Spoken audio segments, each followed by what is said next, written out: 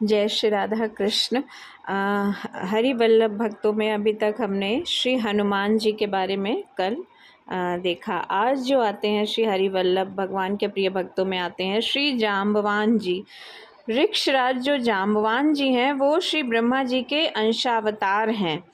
तो एक रूप से सृष्टि करते करते ही दूसरे रूप से ये भगवान की आराधना, सेवा और सहायता की जा सके, इसी भाव से वो जाम्बवान के रूप में अवतीर्ण हुए थे। मतलब ब्रह्मा जी के ही अंशावतार हैं जाम्बवान जी, और ये भगवान के प्रधानमंत्री ही थे। सीता के अन्वेषण में ये हनुमान जी के साथ थे, और जब समुद्र पार जाने की किसी को हिम्मत ना पड़ी तब इन्होंने ही श्री हनुमान जी को उनकी शक्ति का स्मरण कराया।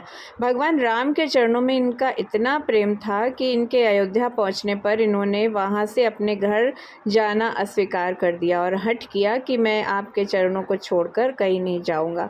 जब तक भगवान राम ने द्वापर में आकर दर्शन देने की प्रतिज्ञा नहीं की तब तक ये अपने हठ पर ही अड़े रहे। अंततः उनकी आज्ञा मानकर फिर अपने घर को आए और नित्य भगवान की प्रतीक्षा में उन्हीं का चिंतन स्मरण करते हुए अपना जीवन व्यतीत करने लगे। लंबी प्रतीक्षा के बाद द्वापर युग के अंत में यदुवंश में जब भगवान श्री कृष्ण का अवतार हुआ तब जाम्बवान को दर्शन देने भगवान श्री कृष्ण जाम्बवान के घर पहुंच गए।